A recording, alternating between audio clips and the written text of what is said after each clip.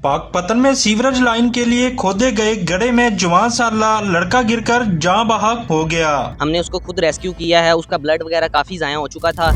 जो गड्ढा था उसके आसपास कोई एहतियाती तदाबीर नहीं थी, कोई बोर्ड नहीं लगा हुआ था, कोई रुकावट नहीं खड़ी हुई थी। पाकपतन की उस गली में जहां कुछ दिन कबल एक नौजवान खोदे हुए गड्ढे में गिरकर जहां बहक हुआ, मेरे अकब में आप देख सकते हैं कि ये वो गड्ढा है जहां पे वो मोटरसाइकिल नौजवान सवार गिरकर जहां बहक हुआ। अब इस गड्ढे को बंद कर दिया गया है। मेरे साथ अभी कुछ मोहल्लादार ऐनी शाहिदीन मौजूद हैं, मजीद उनसे जानते हैं। जी सर, बताइएगा कि आप उस टाइम इस वाक़या में मौजूद थे जो ये वाक़या पेश आया है? जी बिल्कुल, मैं यहाँ पे मौजूद था। यहाँ पर एक नौजवान शहरी बहुत मेरी ही एज का था, आते हुए इस गड्ढे में गिर गया है। यहाँ पे एहतियाती तदाबीर ना होने की वजह से और लाइट का ना होने की वजह से यहाँ पर वो आके फिसलने की वजह से यहाँ से गिर गया है और वो अपनी जान से हाथ धो बैठा है। एक्सीडेंट होने के कुछ देर पहले मैं यहीं पे मौजूद था। हमने उसको खुद रेस्क्यू किया है। उसका ब्लड वगैरह काफ़ी ज़ाया हो चुका था। हमने उसको रेस्क्यू किया, रेस्क्यू करके हॉस्पिटल लेके गए हैं DHA, और वहाँ पे उसको मींस के उसकी जो टेस्ट वगैरह वो करवाए हैं और उन्होंने साहिवाल के लिए रेफरेंस कर दिया उसको।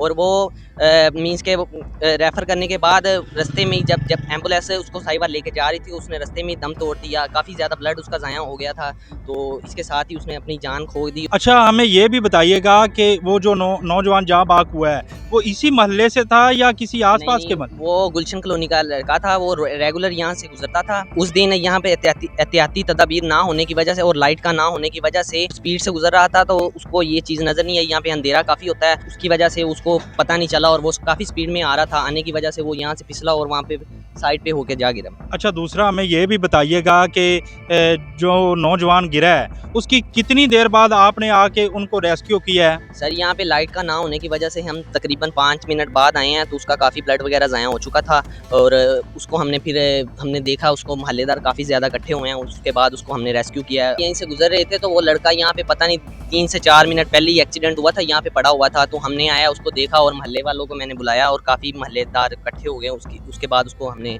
रेस्क्यू किया। अच्छा, ये गड्ढे के अंदर गिरा हुआ था या बाहर कहीं गिरा हुआ था? गड्ढे के बाहर वाली साइड पे काफ़ी ज़्यादा मट्टी थी। मट्टी की वजह से वो फिसलने की वजह से वो साइड पे जाके गिरा है। वहाँ पे उसको काफ़ी ज़्यादा दिमाग में चोट लग गई है, दिमाग से काफ़ी ज़्यादा ब्लड ज़ाया हो गया था उसका। अच्छा, वासा की जानब से इधर जो गड्ढा खोदा गया था ये कितने दिन पहले खोदा गया था और कोई अफाजी इंतजाम भी किए गए थे या नहीं? नहीं सर, इन्होंने 1 दिन पहले ही गड्ढा खोदा था और उन्होंने कोई हिफाजती तदाबीर नहीं की थी, जिसकी वजह से वो नौजवान जो था वो जहाँ बहक हो गया। और दूसरे ही दिन मींस के इस पे एक्शन लिया गया और दूसरे ही दिन हम ये सारा काम मुकम्मल करके गड्ढा बंद कर दिया गया।